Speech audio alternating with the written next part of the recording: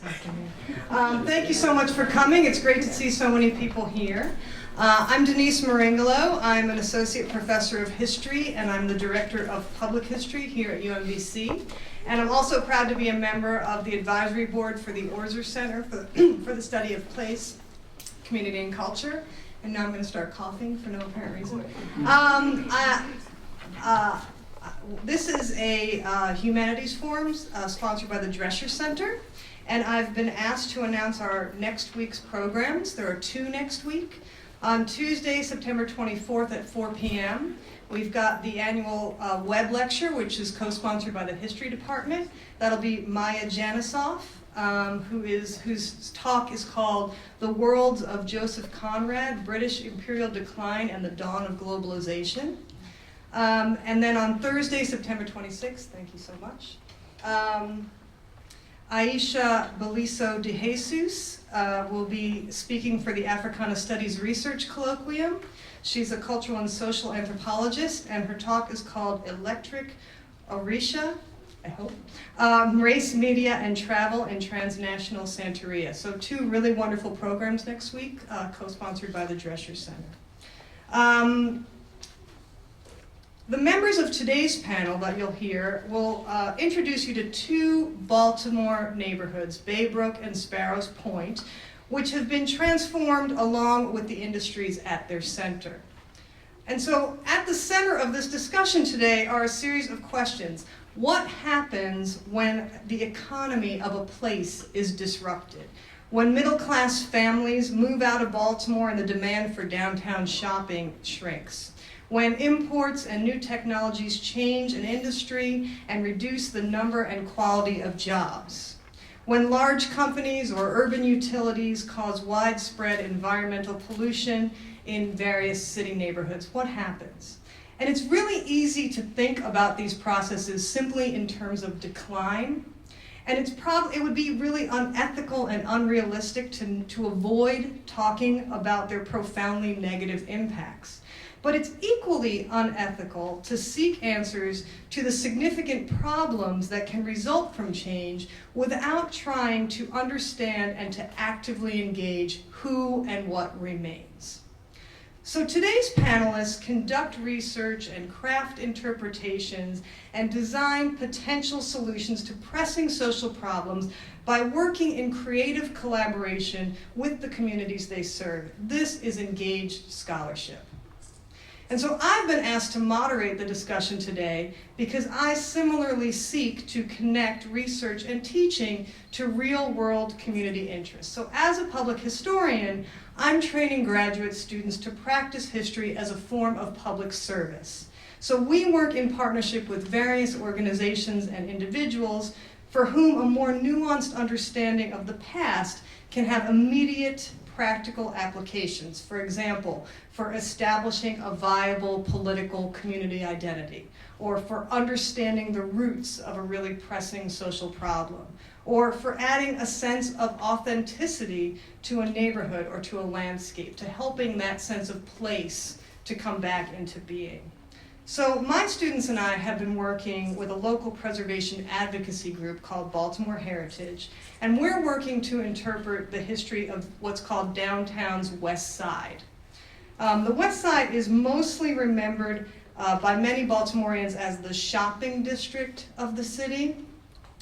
But today, the flagship department stores have closed, the entire blocks are shuttered, and structures are crumbling or demolished.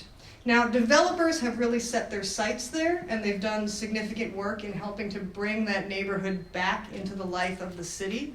And Baltimore Heritage wants to ensure that redevelopment capitalizes on, rather than destroying, the historic character of the West Side. Now, from my angle, the challenge is that historic preservation can sometimes feel like the enemy in a community.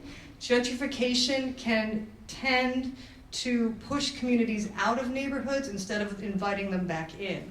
So as community-based public historians, my students and I really wanted to know what might make real people stay. What do people care about? What insights can history bring to them? What do they want to save? What do they want to preserve? So we looked to a variety of sources to help us really try to understand what people think about when they think about the West Side, and how can we enumerate the problems from their perspective. So as historians, we kind of understood that deindustrialization had really altered the economic patterns of the city. We knew that a history of residential segregation and suburbanization had removed a lot of the middle class from the city's tax base. And that impacted the ability of new businesses to really take root downtown. And we suspected that a long history of political activism and unrest had tended to exacerbate fissures along the lines of race and class. That's what we understood kind of from the perspective of scholarship. Now, city residents know these things too, right? They know them because they experience them on a day-to-day basis, but they probably don't use the same language to talk about those problems that scholars tend to use. There's a book that I use really frequently in my class called The Presence of the Past. That was written by historians about 15 years ago, where they did a survey of Americans to figure out how they conceptualize the past. And I've read it 1,000 times, but I still laugh every time when the historian who's writing says, well, it turns out that people don't think about their lives in terms of race, class, and gender. Like, you're not walking around with these categories in your head or what that means. And I think that's really a takeaway lesson for those of us who practice in public space. So the language that we used really wasn't going to be sufficient, and we found that we had to adopt a new vocabulary that could invite discussion and invite residents of the city to work with us more actively in a process of problem solving, and in our case, in preservation. And so when we searched through various resources and sources, what do you think we found? What do people care about? Access to jobs, right? A sense of safety. They want to feel like a neighborhood is a real neighborhood, that they can belong there, that there's a place for them. And a feeling of connection. And the West Side, to many people, feels disconnected from the rest of the city and from the region, and also just kind of block to block feels incoherent because of the way development and decline have taken place there. So these are the things that are most pressing to the people that we serve. And so as public historians, that's where we began, kind of harnessing history to make the West Side feel familiar and safe and to illuminate places of connection. And so as you're about to hear, the panelists who are with us today understand this need to adopt a broader and more inclusive language that engages communities in framing the questions and in finding solutions and advancing new ideas for the things that they care about. So their biographies are kind of in front of you. There's a handout that's around the room, so I'm not going to give everyone's biography. I'm simply going to introduce them by name, in order of their appearance, I hope. The first pair to go will be Steve Bradley and Nicole King. They'll be followed by Deborah Rudacille. Then we'll hear from Michelle Stefano and Bill Shewbridge. I left out Jason Reed, so I'm already out of order. I'm so sorry. We'll also hear from Troy Pritt and Eddie Bartee Jr. And each of these individuals is going to speak for about 5 or 6 minutes. Some of them are scholars here from UMBC, some of them are residents of the neighborhoods in which we're working. And then we're going to hopefully open up a conversation with all of you. We all prefer to work in that kind of more engaged and conversational manner. So thank you very much. I'm going to turn it over to Nicole and Steve. Thank you, Denise, and thank you, Bev, and the Drescher Center. So, Baybrook. This is where Baybrook is, where all of these dots are. Up at the top, this is Mapping Baybrook, our website, is downtown Baltimore City. So this is the southernmost tip of Baltimore City. Baybrook is the merging of the names of the two remaining neighborhoods in the community, Brooklyn and Curtis Bay. So Brooklyn's to your left, right there. Oh, I have a pen. That's Brooklyn. Curtis Bay is down here. All right, thank you, Steve. So, Baybrook is a term that the community created itself. Steve and I didn't make it up because that would not be a good idea. There is the Baybrook Elementary School, Ferry and Baybrook Park. So what Steve and I do is do public history and art programming in Brooklyn and Curtis Bay. But my research focuses on the lost neighborhoods of the Industrial Peninsula, beginning with Masonville, which is right over here by the railroad tracks and was torn down in 1952. Wagner's Point, which is over here, which was a Polish neighborhood built by Martin Wagner for his workers, a kind of row homes. And then Fairfield, Fairfield. Right around here, there's lots of dots because there's lots of interesting stuff going on in Fairfield. Fairfield had a kind of mixed housing stock as well as a mix of industry and green space. So you'd see, a chemical drum and a beautiful garden right next to one another. It also had a diverse racial and ethnic mix. This is pretty much a white working class ethnic community of people immigrating into Baltimore City. So I have this great quote about Fairfield from the Baltimore Sun in 1911. The blacks called the whites by their first names, and the whites fraternally greeted the blacks in the same spirit. They eat together and live together. My favorite part. Fairfield makes its own laws, settles its own disputes, cleans up its own bloody sawdust, and ignores civilization. So it was a tough place. This industrial peninsula was heavy industry, fertilizer factories, chemical factories, hard and dirty work. World War I, there's a boom in the industrial area, and this was part of Anne Arundel County. Baltimore City was expanding itself and annexed to this area on January 1st, 1919. The biggest boom this area saw was during World War II, the most dramatic growth for the area. It changed the nature of the Baybrook community. And that's when the Bethlehem Fairfield shipyards were located here, kind of integrated operation with Sparrows Point, which you're going to hear about in a few minutes, where they employed about 40,000 people from all around came to the area, as well as built about 500 Liberty ships. As soon as the war was over, those ships came back and they were broken apart there, contaminating the water. You saw a diversification of the neighborhood, and then by the 1970s, a disinvestment and a decline in the neighborhood. Fairfield and Wagner's Point were engulfed by industry, and because of a urban development plan and free legal representation, they fought very hard to get relocation funding to move to a place that was not engulfed by industry. And they left in 1999, successfully arguing for that deal. And in 2001, these areas were torn down. A few stragglers stayed in Fairfield. So focusing on what remains is kind of important, looking at the industrial peninsula here. You can see the, over here, the coal piers still remain. Oh wait, where are the coal piers? Yes, right over here, yeah. It's hard looking from this area, which have been there for about 100 years. A fascinating thing up here at the top, this is the dredge materials containment facility. The inner harbor has to be dredged, and that toxic stuff has to be dumped somewhere, and it's dumped here. But this area's got community incentives for that dumping, which developed the Masonville Cove Educational Environmental Center here, as well as a high school called Benjamin Franklin High School at Masonville Cove, though it's actually over here in Curtis Bay, just built with Masonville Cove money. And in Brooklyn and Curtis Bay, the remaining residential neighborhoods, there's over 100 acres of parks and green space. So to look at industry and green space integrated, Jason's going to talk about the community garden. There's also green businesses popping up in the area. The Furbish Company, a rehabbed industrial warehouse that has green building practices such as green roofs and living systems. Chesapeake Compost Works, which is a benefit corporation located in a huge industrial warehouse where they compost and work with local businesses and restaurants. Infused Spreads, Black Sauce Kitchen, which are part of the local food movement.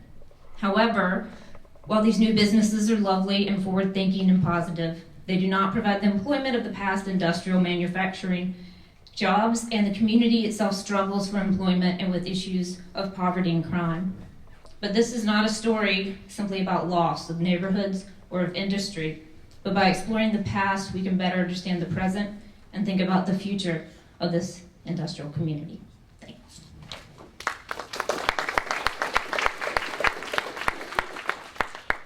Last May, Nicole and I were invited to participate in an exhibition at Maryland Art Place, just across the bay from Brooklyn Curtis Bay.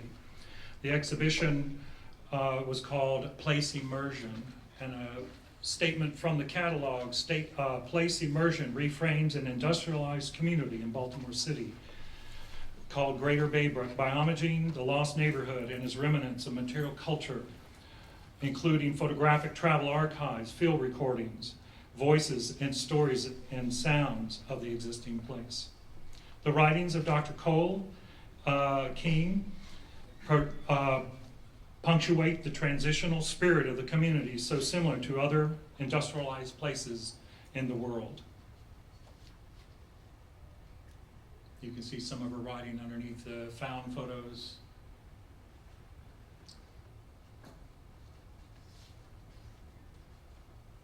And some of the artifacts from the buildings and houses torn down soon after they were photographed.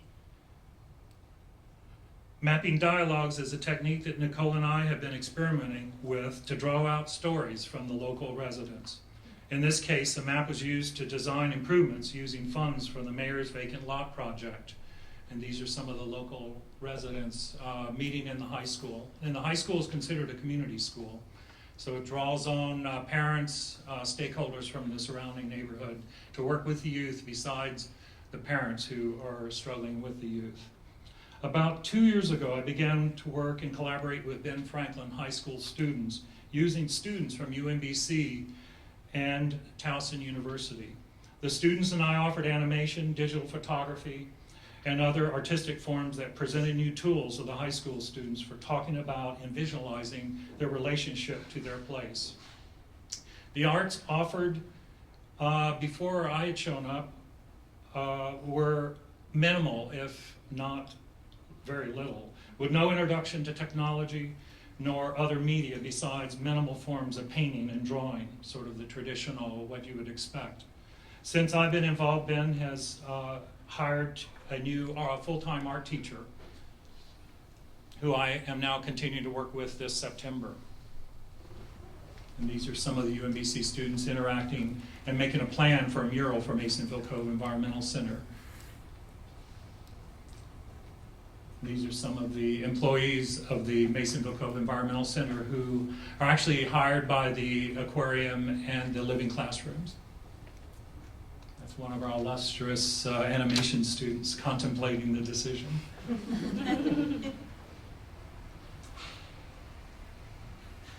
Last May, we collaborated with a mural for Masonville Cove Environmental Center that this coming year, that actually was executed last May. And this coming year, we'll be working on a mural with the Enoch Pratt Free Library. And right now, we're negotiating funding and support from the main Enoch Pratt Free Library.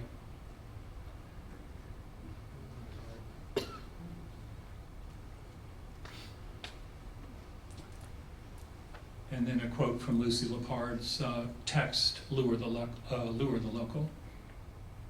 Thank you.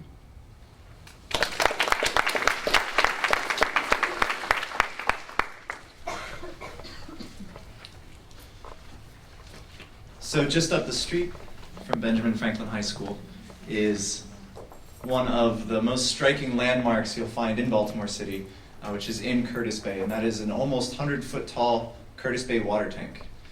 This water tank has local Baltimore brick, over 7 different colors. It's the sort of remnant from a past, something that doesn't get approved anymore, right? Something that doesn't get paid for anymore. Right next to that is the Filbert Street Garden.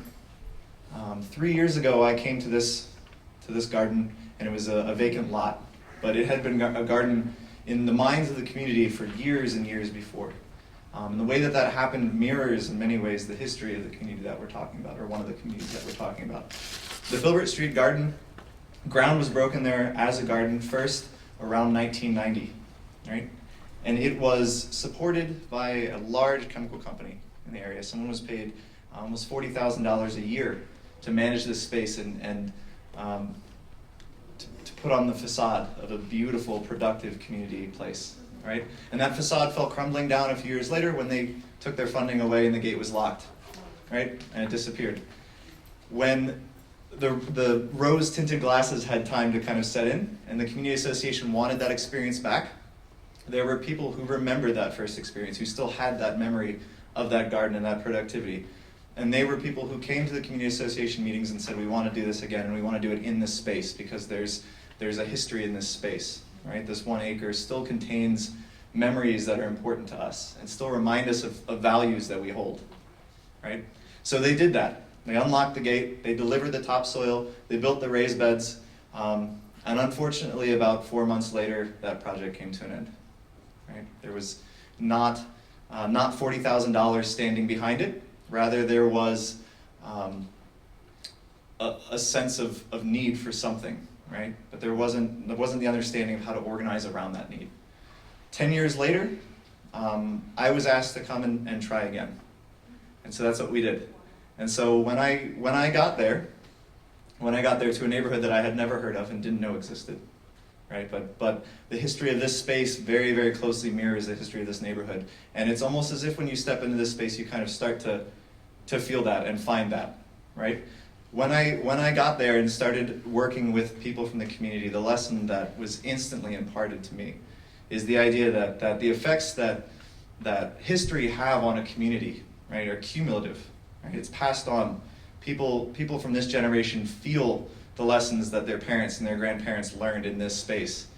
But the oral tradition and the things that teach us how to cope with that and how to deal with that productively can be lost and snapped in a second, right? In my own life, my grandfather was a farmer and my parents moved to the suburbs, right? I don't know anything more about farming than what I've taught myself. It wasn't imparted through genetics. I don't have farmer's blood flowing through my veins, right? I was raised in suburbia. And in the same way, when I come to Curtis Bay and I work with these folks, let me see if I can figure out how to make this work. Yep. When I come to Curtis Bay and work with these folks, we're starting at square one together, right? This space has a history of that embraces what's happened in this community and also stands kind of against it, right? And so what you're looking at are the salads grown by elementary school students, picked by our middle school, and then packaged and sold by the high schoolers and sold out into the community. For those of you that question whether we should be selling food instead of giving it away, we've actually had a lot of trouble giving it away. But once you put a price tag on it, people seem to want it. So these are elementary schoolers, right? This is establishing a new oral tradition. This is what we're doing, right? And unlike what happened in the past, we are putting that oral tradition into a physical place, right? We are documenting these experiences that you see, and we're putting them there as an artifact, right? As a reminder, so that when people walk by it, they remember these kind of things that are left up to oral tradition, and that way kind of creating a bastion against the things that this history I mentioned that is cumulative, that just kind of follows us wherever we go. And so this has been my experience at the garden so far. I look forward to talking to you guys further.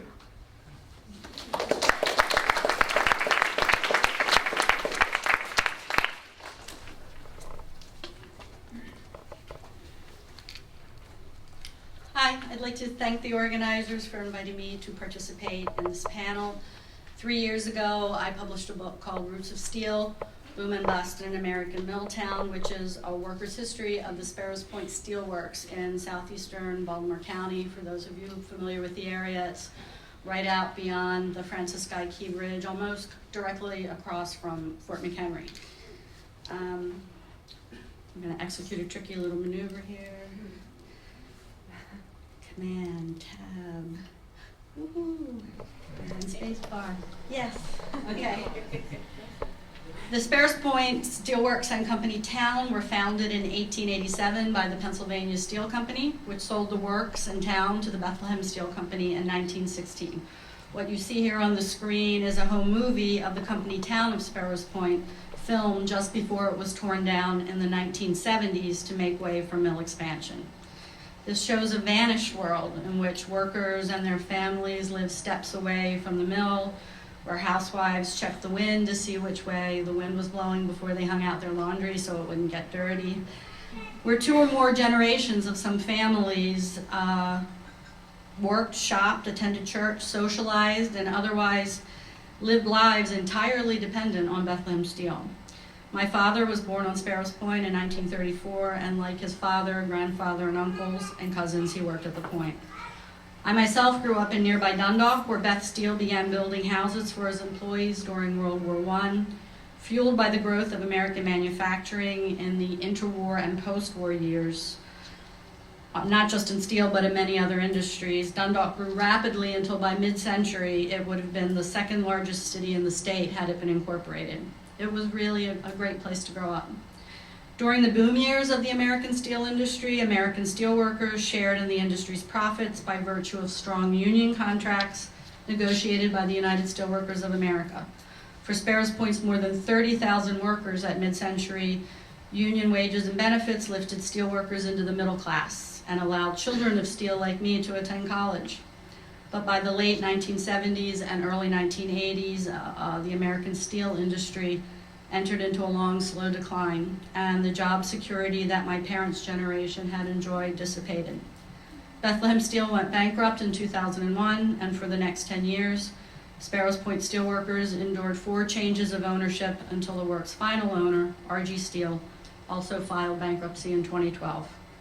So other than the memories of people who worked and lived on Sparrows Point, what remains? According to Michael Lewis, a union rep who's wrapping up the affairs of the local that represented Sparrows Point workers, about 1,800 union employees, bargaining unit employees, lost their jobs when RG Steel shut down last year. Of that number, about a quarter have retired and a quarter have found employment elsewhere, though some have had to relocate, leaving friends and family in the community where they spent their whole lives. Of the remaining 50%, many are taking advantage of the Federal Trade Adjustment Assistance Act, which provides funds for job training in college, extends unemployment benefits, and provides other assistance for people whose jobs have been lost due to foreign trade. It's important to note, however, that going back to school can be tough, particularly for folks who haven't been in school for 30 or more years. Some have already decided that school is not for them and are looking for work. But for older workers who are basically still too young to retire, the challenges can be daunting. 58-year-old Bob Jennings committed suicide last year because he was worried that he wouldn't be able to find work and would lose his home. Mr. Jennings' name has been added to the Steelworkers Memorial, which used to sit outside Steelworkers Hall on Dundalk Avenue and has been relocated to Heritage Park in Dundalk. There are 118 names on the memorial commemorating Sparrows Point workers who lost their lives on the job. It should be noted that the memorial includes the names of only people who died at the point from 1947 onward, when the company began keeping records of fatalities. Many hundreds of workers died in accidents on site from 1887 to 1947. Their names have been forgotten, save by their families. The memorial also does not list the thousands of workers who died of respiratory diseases and various cancers caused by occupational exposure to toxins. This includes members of my own family who worked at the mill, none of whom lived beyond the age of 66. These stories, too, are part of what remains after 127 years of steelmaking on Sparrows Point. I asked Amy Menzer, director of the Dundalk Renaissance Corporation, which is working to revitalize a community that has been hard hit by the loss of manufacturing jobs, not just in steel, but in automaking and other industries, for some insight into what remains of Dundalk in the post-industrial era. And here's what she said. Dundalk's decline as a jobs hub has been playing out for some time, as you know, and our population is changing. We lack college degrees. We are seeing more low-income people as our housing stock continues to age, and those who can afford to live elsewhere do. We're working to change that. I find it frustrating that Dundalk as a community gets seen in the media as being basically the same as the Sparrows Point steel mill, as if all the workers lived in Dundalk and therefore the entire community is devastated as a result of its closure. It makes our task of revitalizing the area that much harder, because you'd think we were just one giant blast furnace, not 24,000 plus households with various kinds of employment, waterfront, parks, etc. Amy provided some numbers to convey a capsule summary of the current state of the community, and I've added some stats, so just really quickly, the median household income in Dundalk is $46,573 a year, which is 35% less than the Maryland average and almost 13% less than the national average. The poverty level in Dundalk is 12.4%, which is 23% greater than the Maryland average. Today, about 66% of Dundalk males are in the labor force, with 6.6% unemployed. Even today, in the post-industrial era, 23.6% of males in Dundalk are employed in manufacturing, with another 14.8% in construction and nearly 12% in transportation and warehousing. 30% of Dundalk men make between $35,000 to $40,000 a year, with another 25% making between $40,000 to $65,000. So nearly half of employed men in Dundalk are still making a middle-class wage. There's been a slight uptick of population in Dundalk between the 2000 and 2010 census. There are now close to 38,000 residents. The interesting thing to me is that the community is growing much more diverse than it was when I grew up there. Non-Hispanic white population has dropped 11.6%, while black households have increased 27.6%, Asian 65%, and Hispanic by a whopping 415%. Amy Menzer points out that over 60% of the new Latino residents become homeowners. I think what these figures illustrate is that these are neighborhoods in transition. Yes, there is poverty, as Mike Lewis pointed out. Maryland Food Bank visits Steelworkers Hall in Dundalk about once a month. They distribute groceries. Steelworkers out of work do attend those meetings. In closing, I just want to say that I'm really proud to have grown up in Dundalk and be from a steelworkers family, and I really have hope for the community despite the challenges it confronts today. Thank you.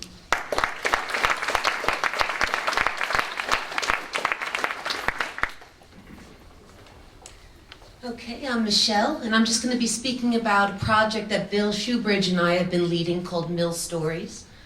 And while this discussion aims to focus on post-industrial changes, the work with which Bill and I have engaged concentrates more on that what remains question. We all know that deindustrialization is not a new story within the American context. In fact, it is increasingly common.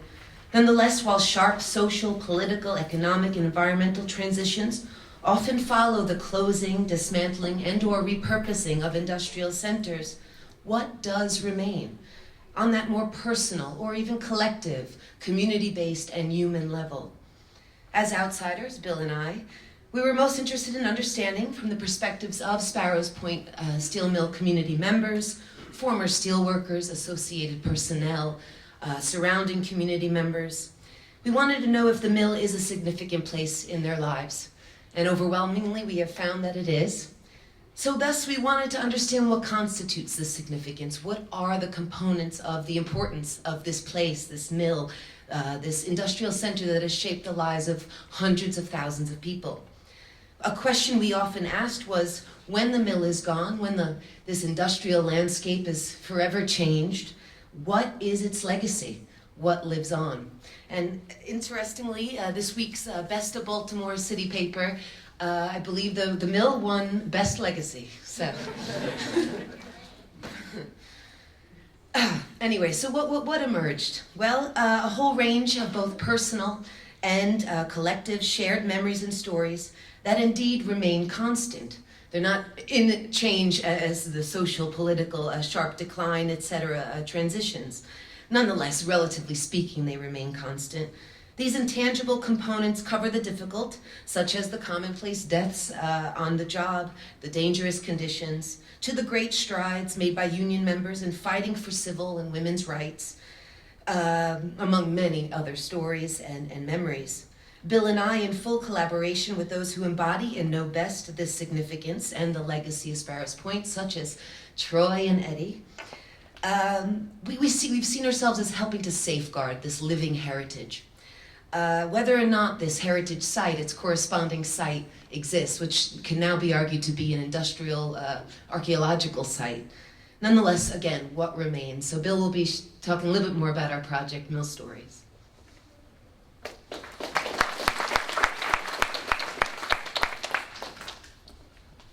So, Mill Stories as a site, which is available for you all to check out at millstories.org. Let me just get it up here.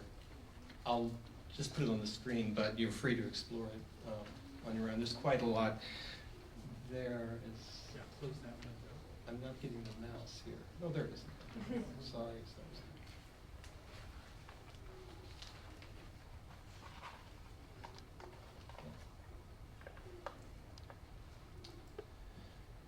So basically, a little bit of background on the Mill Stories project.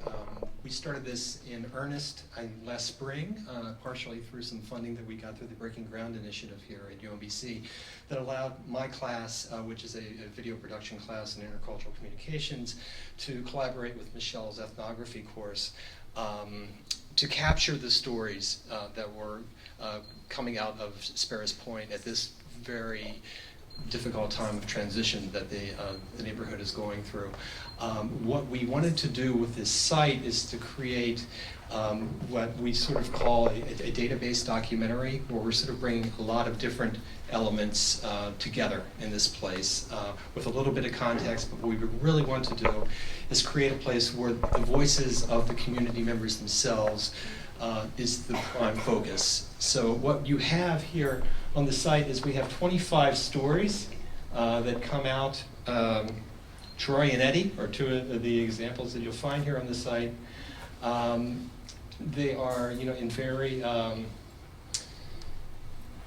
they're essentially interviews that were conducted by Michelle's class and mine over the course of the semester. And the experience for the students was really a wonderful thing to watch, because it wasn't just a matter of getting the students experience in ethnographic methods or production methods. It was really giving them an opportunity to have a dialogue with this community in a way that they never could have, probably, unless they're from there and somewhere. It was kind of a unique opportunity. So we were creating a space where this kind of dialogue could take place. So that was, great, and also it also gave them an opportunity to put a human face on what they've been hearing about deindustrialization. For a lot of them, this is an abstract concept. They've heard about it in Detroit, in Cleveland, and here in Baltimore, but they may not actually know somebody that has been directly affected by it. So this was a great opportunity for our students to actually get in there and hear these voices. So I think what I want to do is leave you with one of those voices, which is Addie Loretta Houston Smith, who actually worked at the mill for 30 years. She was at one time the chairperson for the organization Women of Steel, which she'll talk a little bit about in this clip. This is actually a very short clip from a longer interview.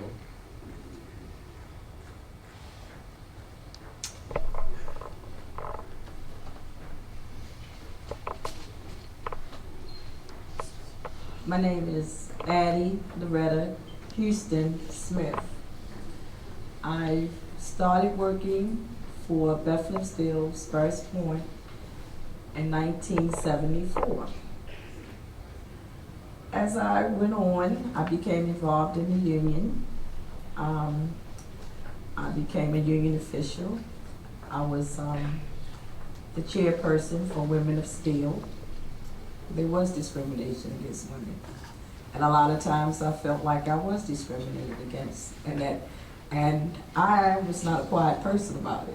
It got me in a lot of trouble lots of times because I wanted something done, and I would talk about the issues that involved myself and a lot of other women. And it was very difficult, We talked about racism. We talked about, we fellowshipped a lot in the bathroom through tears, to keep each other strong. And there were a lot of problems, but we would resolve them. I had a babysitting problem, and my foreman had me come in one night. I had to open the mill. I had to turn the lights on to do my job. And during this time, I didn't have a babysitter. I didn't know what to do with my child. And like I said before, a lot of us had problems with our children. Where were we going to leave them, And this was on 11 to 7. So I looked at my daughter. She was 2. I grabbed her little pillow, and she had on her little pajamas. And I drove to Bethlehem Steel, and I carried her up the ladder with me into my crane. And then she stayed. She slept with her bottle, and until I completed the end of my shift. even now I get teary-eyed because you work with these people all your life, and then all of a sudden, it's all over with, you know? And sometimes, if, you know, we might not remember each other's names when you see someone in the street, but you go, you worked at Bethlehem Steel. And Thanks. We actually heard, there's 25 interviews you can check out on the site. Many of them reference Loretta as being a role model for them. So she's a very powerful voice in this. And other voices that we have here tonight is Eddie and Troy. Who's going next? Okay, Troy. Good. Troy, right.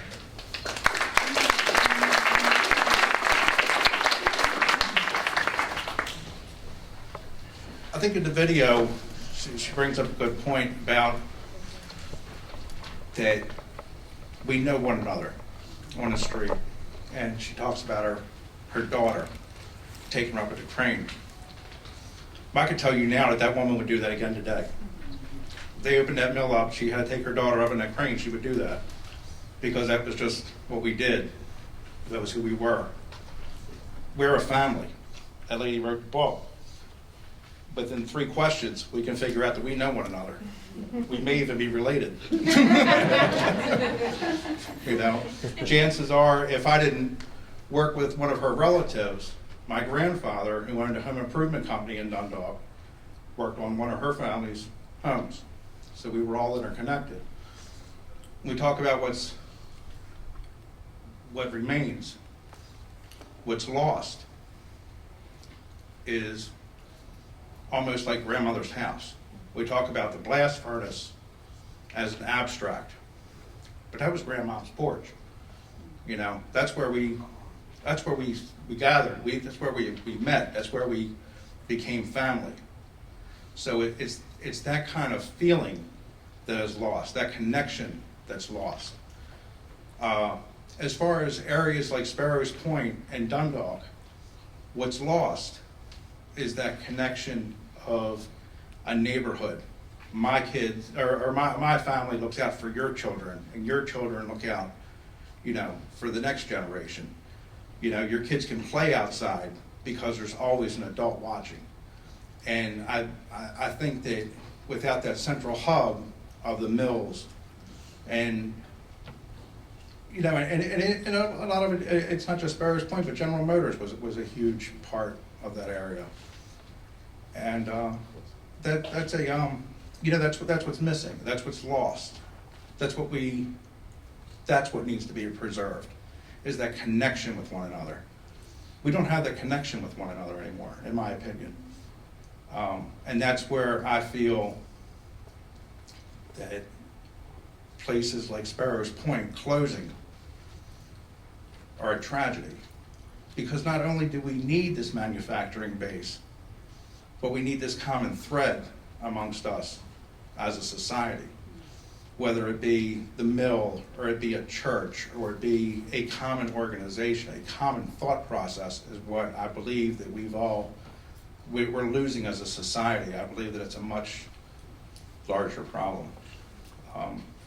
I was lucky. A lot of people that I worked with are still out of work or trying to figure out what their next move is. I was lucky. I landed on my feet thanks to, and I give all the thanks to my wife. If it wasn't for her, I would have, God only knows, I'd be flipping burgers somewhere probably. But I ended up at the University of Baltimore getting my business degree, and with taking business classes, I've been able to understand the economics of what's happened at Sparrows Point. But that's real abstract. But in the personal, that's what really needs to be examined, and that's what has lost, is that personal. So that's my take on it.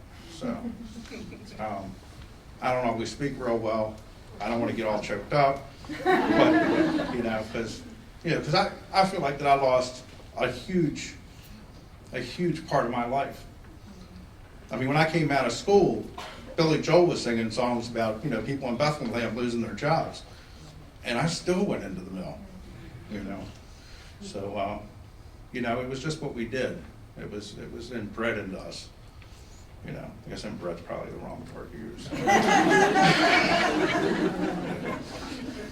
It wasn't inbred like that.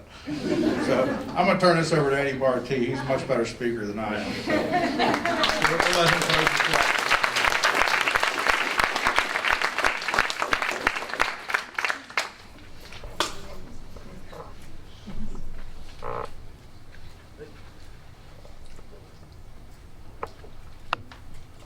That's what happens when you're tall. But you can hear me. Everyone can hear me? Yeah.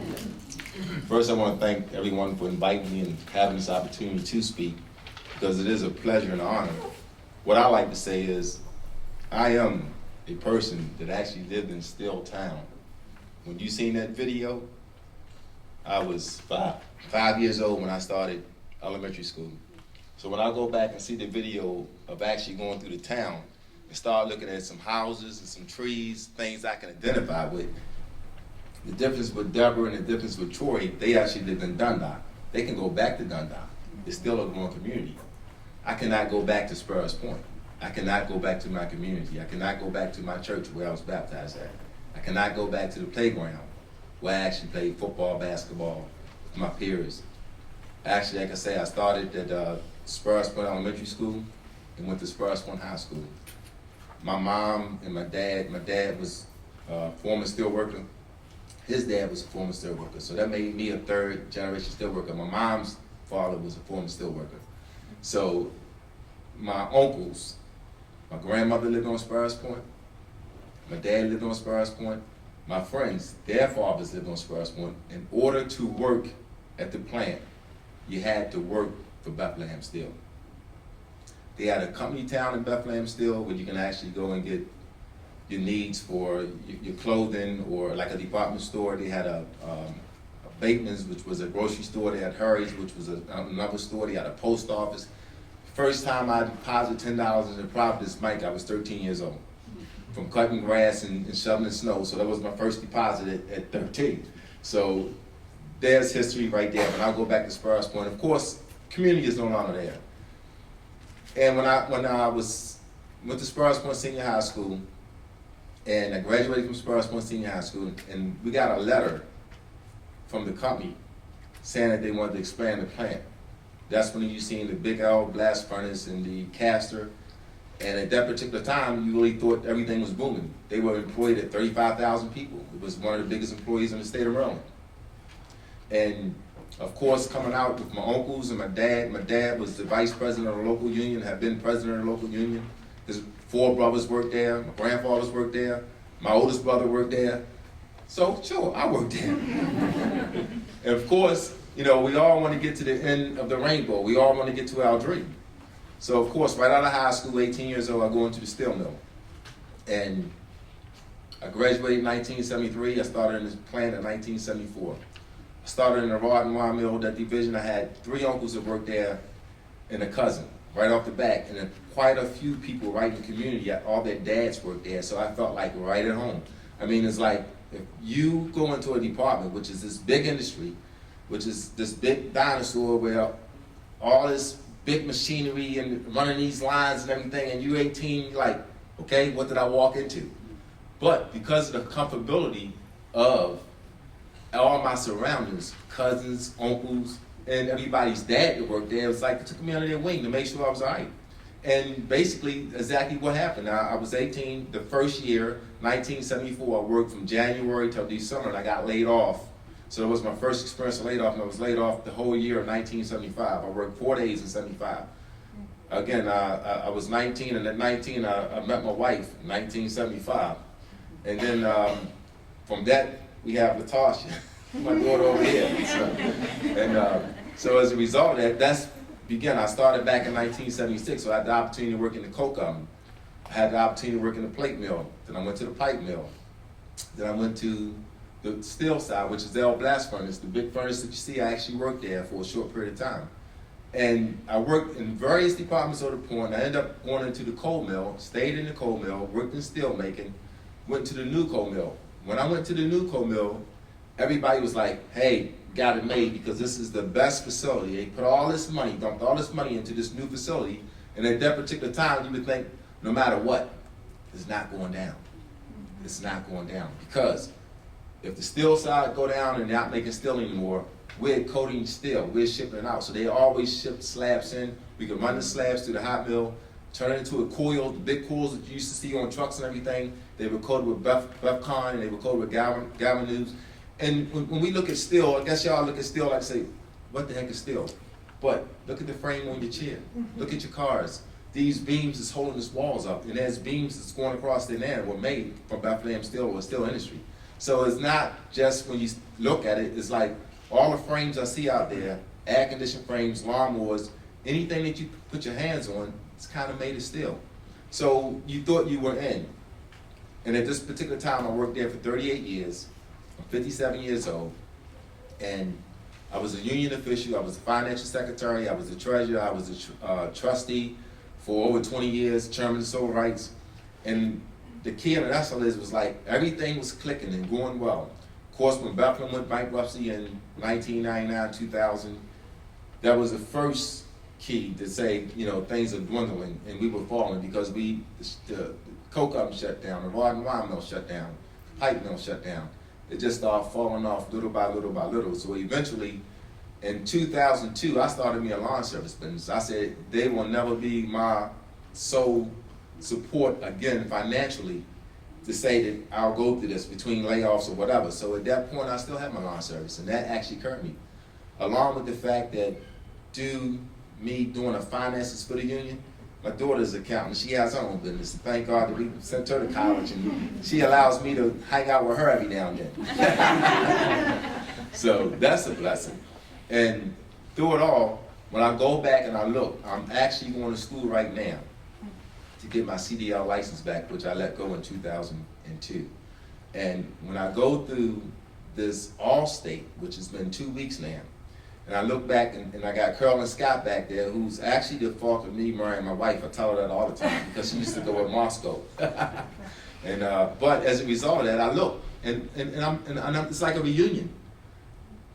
I'm seeing all my coworkers that's in school that's actually starting to develop into new careers. I know Carolyn's in dental. I'm like, hey, she done left the steel mill. Now she want to work for doctors. So I think she did a smart thing. She went for job security. We all need health care. Speaking about health care, I always relate back, I was speaking to my mom and I said this, you know, we lost a lot when we lost things at Bethlehem Steel. The average person down there was making $60,000 and some up to $100,000. So actually making $60,000 and then going to unemployment and getting $1,700 a month, along with two spouses working in the same plant, could you imagine them easy making $150,000 and they get broke down to $430 a week? That's pretty hard. I was explaining to her, I said, you know, the key was when Latasha was born, I was working at Bethlehem Steel. I never had to worry about a medical bill because all our medical bills were paid. We never had to worry about health care insurance. When my Elisha was born, I was in the truck industry. I had to pay out of my pocket. I had to pay the doctor. I would never forget that. I had to go to the bank and get my savings and pay the doctor. And when I got back, I even got a daughter with special needs. When I got back to Bethlehem Steel, I was explaining to my mom there was a blessing because all of her health care was taken care of. So health care, pension, is one of the main two things that you look at along with your wages.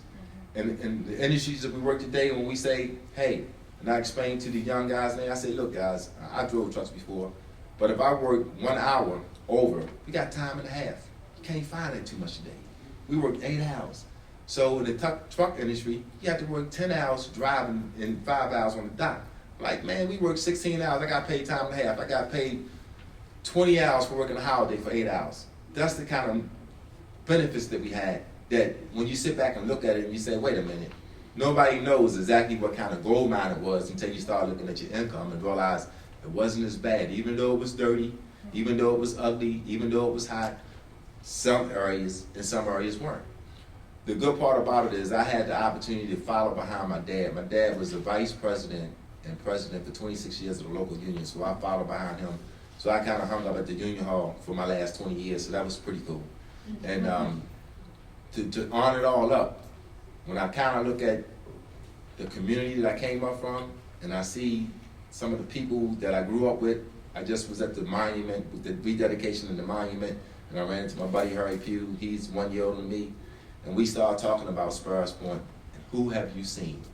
Who have you seen? Who have you talked to? Because no matter how we look at it, it was a very small community, very small. It was only 4 blocks long on the black section because it was segregated when we first came upon it.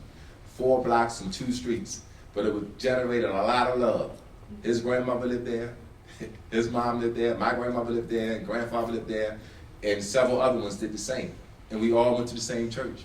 And we all played on the same playgrounds and did the same sports, went to the same schools. So that was like, hey, we always try to get back. The one significant thing in the month of October, the 3rd Sunday of the month, the community gets back together and have a craft feast. So you get a chance to embrace and see one another again for the ones that's able to come out. So the most important part is I always look back and say, of course I can't go back and tell my grandson, hey, this is exactly where I used to live at. This was my backyard with a peach tree. Okay? I could not even tell him now, except for looking at a video, that, hey, let's ride down to the steel mill. Actually, I did carry him down, though. He did have the opportunity. I left my wallet one time, and I carried him down and carried him up in the crane, because I used to work directly with the Rudacille Smith in the Nicole mill, in the old mill, in the pipe mill. So when I say that, I did give him an opportunity to go down. We rode down, and we went past the guard, and he went up in the crane with me, so he got a glimpse of exactly what the steel industry looked like. But the most part is missing your coworkers. And when you see them, it feels like a reunion. This second part to missing your community. When you see somebody, your heart just drops, and you sit back and you say, hey, how you been? What's going on? Because guess what? I did that when I was 18, and now I'm 57, get ready to turn 58 next month. And we know we're not getting any younger.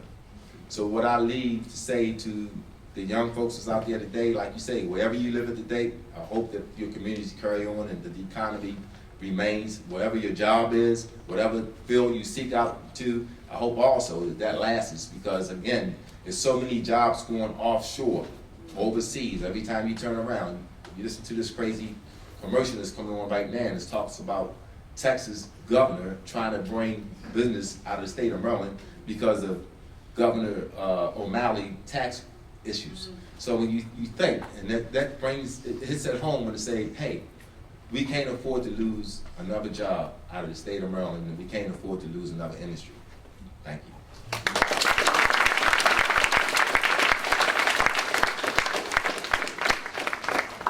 Impossible to interrupt such storytelling. And I'm just kind of feel like I'm back where I started, with a sense of connection, jobs, feeling like where you work isn't just where you work, it's part of who you are. All those things are what matter to the people that we care about when we do our research. So I think we do have a few minutes for some questions. I'd like to know if anybody out here has anything they want to talk about, anything they want to bring up, any questions they have. There's a microphone I'm supposed to carry around like, you know, Dr. Phil or something. So.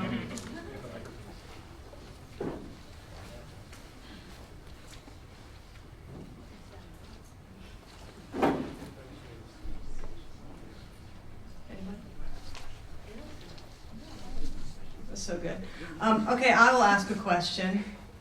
And it's kind of a big one, so hopefully everyone can chime in. And that is, what's interesting to listen to is that although what we're talking about is an economic issue, we're all kind of approaching it sort of as cultural and social.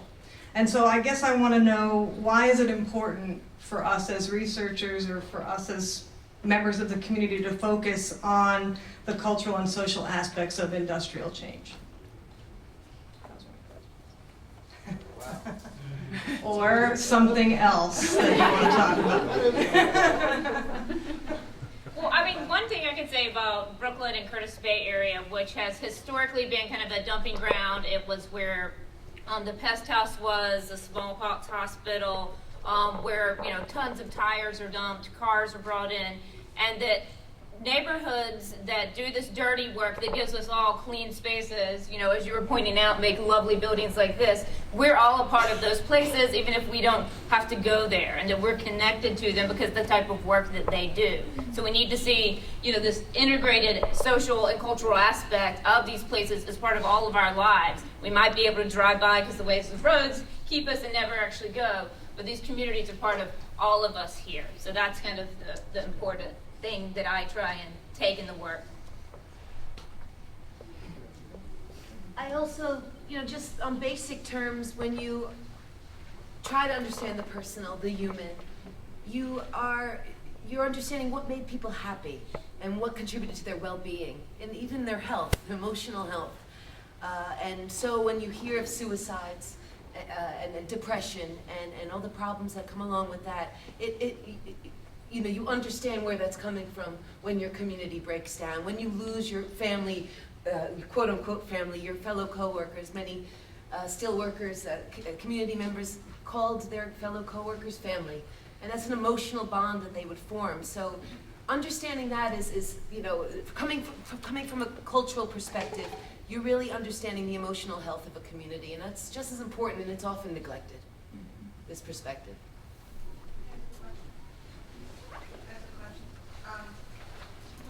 The place will be torn asunder, it will no longer exist, something will replace it, and toxicity is gone. Memories will be gone when those who told them are gone. Stories will not be gone, thanks to you for saving them. There has been talk about, and I think there are many examples of, we lose landmarks and we gain museums.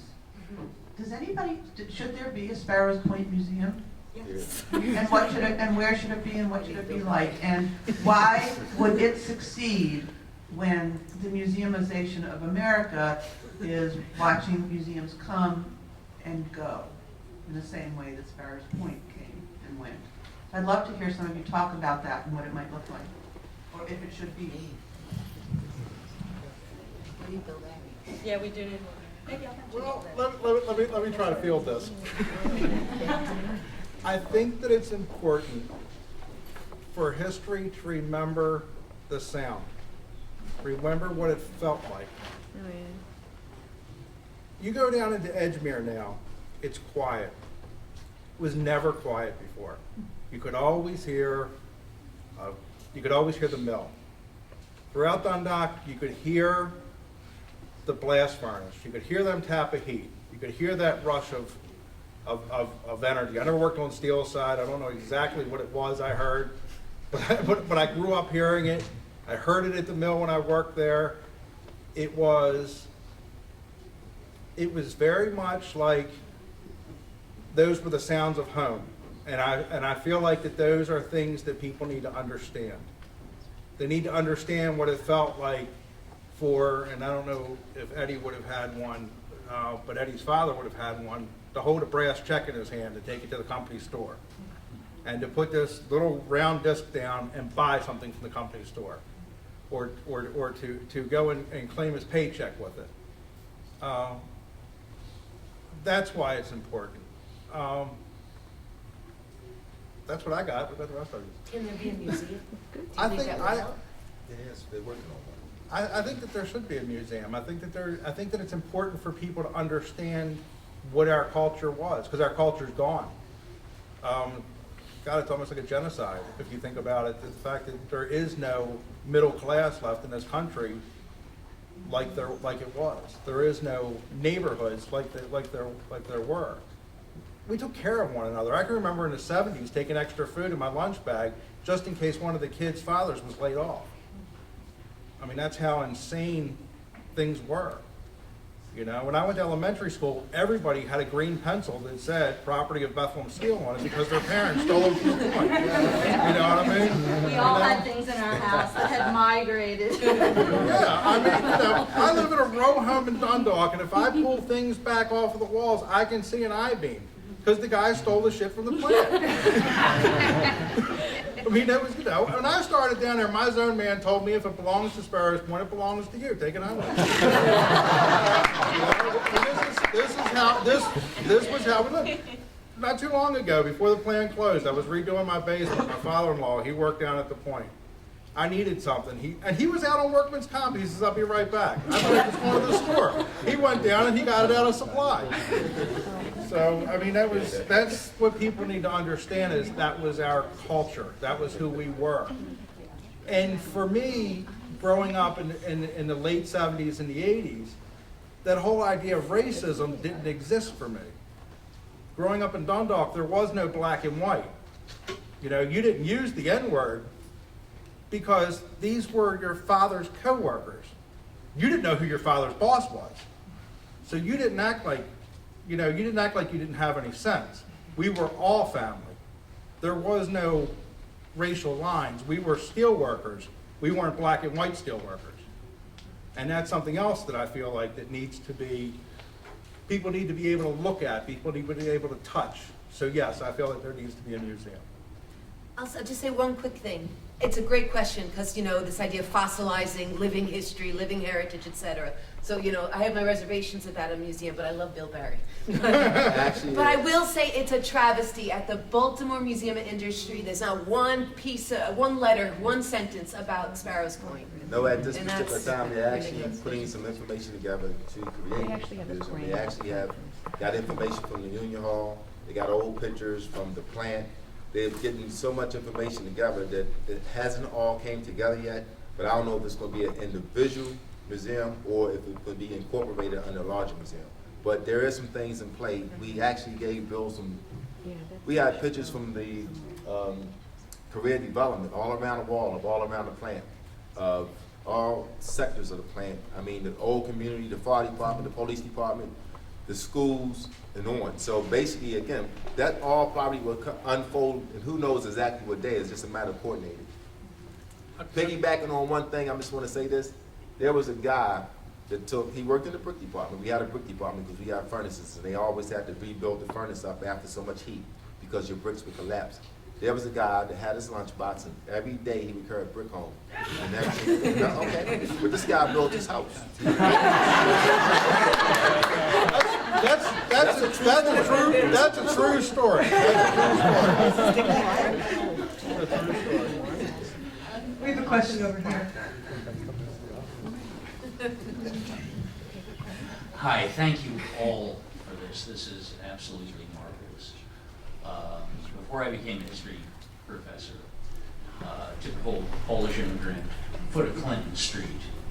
Whole family settled there. Yeah, I know. So it's Here you go. Here's something about a neighborhood. He's from Hollandtown. He doesn't introduce somebody without telling them what their ethnicity. Oh, that's a Hollandtown thing. Hey, the guy over there, Polish guy. Right. You know what I mean? Street fellow, colored guy. That was how you grew up in Hollandtown. You knew who they were by, and that was how gentlemen his age would it. And I don't mean no disrespect. But that was, technically can.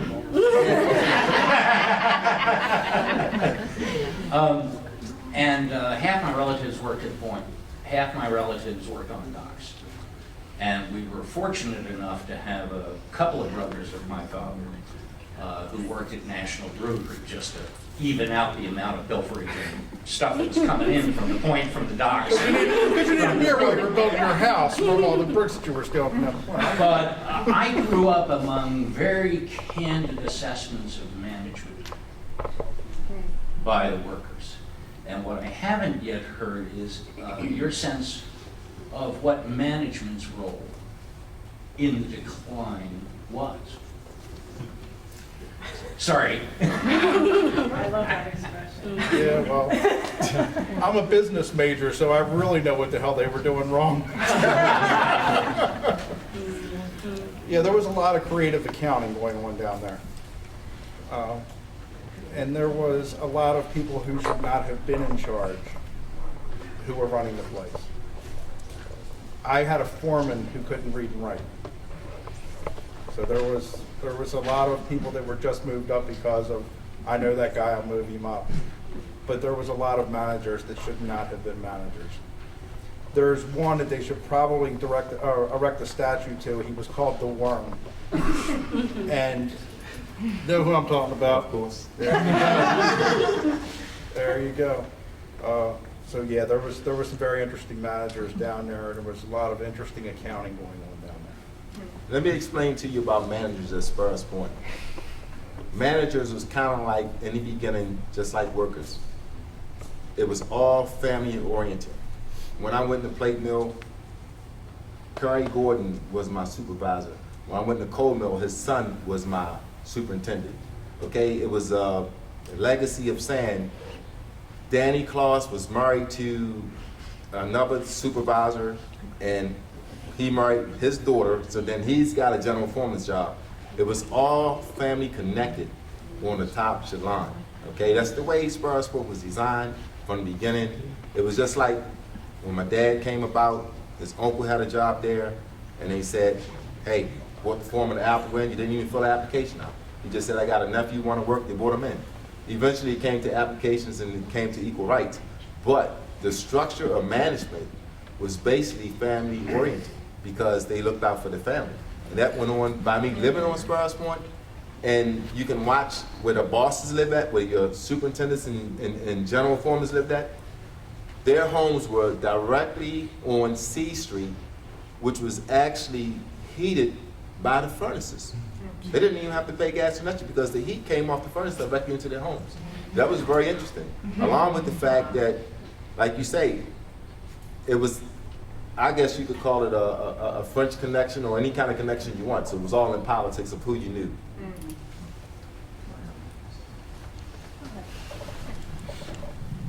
I've been interviewing the people in the old ethnic neighborhoods around the waterfront for the last 20 years. And what I've heard over and over, in Canton, I heard a lady say, there's nothing here for the people of Canton anymore because it's become gentrified. It's Hopkins University. And in Fells Point, a lady told me, all my friends have moved away. My next move is the cemetery. And then she said, this used to be a community and now it's a commodity, which is such a profound thing to hear from someone who never had the benefit of all the education everyone here has had. And it's the invasion of yuppies, dinks, gentrifiers, outsiders, come-heres. In Locust Point, they want the train to stop blowing its horn.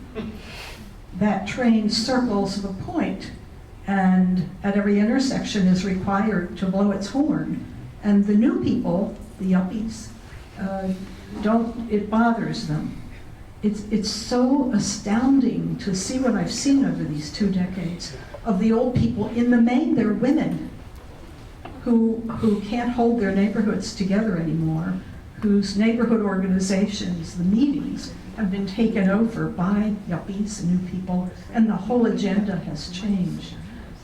I'll say one more thing. I heard one old man say, it used to be poor but clean, and now it's wealthy and filthy, which is a summary to me of the mayor's wish to bring 10,000 more families. We have all this money in the city.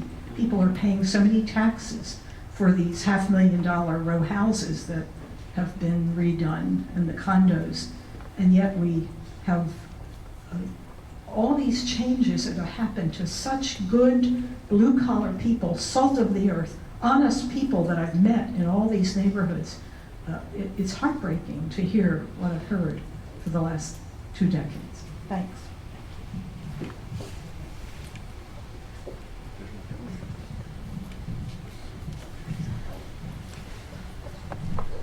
Deborah, I want to start by your observation about people in Dundalk owning their own homes, the population changing, they're Hispanic. Yes. And I noticed anecdotally of a few young professionals who sort of aspire to be yuppies, but can't afford to have $1 million row homes and would prefer not to pay rent, so they purchase homes in Dundalk for affordable. Right. I mean, that's one of the strengths, but also strengths and weaknesses are often very closely entwined. So homes in Dundalk are still very reasonably priced, and some of them are very beautiful homes. One of the stats I didn't give you is that average sale price of a home in Dundalk is $95,000. So for $95,000, you might be able to get a World War I era house in the National Historic District, very close to the park. So the low price of the homes are making them affordable for people who are drawn to the location, the waterfront, and all that other stuff. But it's also impossible to deny that there have been some problems with crime and drugs and other sorts of things. So It's something that the people at the Dundalk Renaissance Committee are working with. They want to keep prices affordable, but they also want homeowners rather than too many renters. And they've been pretty successful. There are actually 5 new housing developments in Dundalk that have been built in the last 2 years, 3 of them on the waterfront. And you know, waterfront property is very big these days. So for people who can't afford to move to Canton, they might be able to afford a waterfront home in Dundalk. And they're paying county taxes. And they're paying county taxes, exactly. Plus, it's really close to 95, so the people who are And the city. commuting to DC, yeah, exactly. The community has a lot of strengths. It has stressors, but it also has strengths. And part of the strength is what Troy was talking about. He's absolutely right. I mean, even now, it's not the Dundalk that we grew up with. No. But at the same time, there are still people who are working to keep that sense of community alive, I think. I mean, where did you grow up? I grew up in Eastfield. In Eastfield? Yeah. The same people that bought those homes knew their children and grandchildren had bought those homes. Right. Stanbrook's one of those neighborhoods that has never changed. Yeah, my old neighborhood is much the same. Yeah, well, actually, I lived in Wareham. Oh, we're neighbors. Are you related? We have to go a little deeper to find out. That's exactly what I was going to ask, but I was going to ask a follow-up. Oh, I'm sorry. But no, the question about the museum was sort of was my follow-up. Oh. About, I was asking about the importance of institutions to let people moving in know what they're moving into, and the people who have to, say, hustle for an education to be able to afford such a life of professional income, to know that people do not actually require beyond high school education to afford such a home a generation. Yes, that's very true. That's one thing that worries me, is that we're going to lose that upward mobility without a strong middle class. Her father worked in the mill. She went to college. My son is going to go to college if I have to break his legs and throw him in the classroom. He's going to college. So, you know, that upward mobility, I think, is going to be lost because college is almost unachievable now at a middle class income. It's going to be even harder to obtain when both people are working at Walmart. And that's all that we have left of a middle class is a Walmart type mentality. Well, there has just been yet another study that just came out showing the decline in union membership is directly correlated to the dwindling of the middle class. So having come from Dundalk, and I'm sure you guys agree, I mean, I am bullish on unions. I don't say unions are perfect, but it was unions that created the middle class and allowed the working class to become the middle class.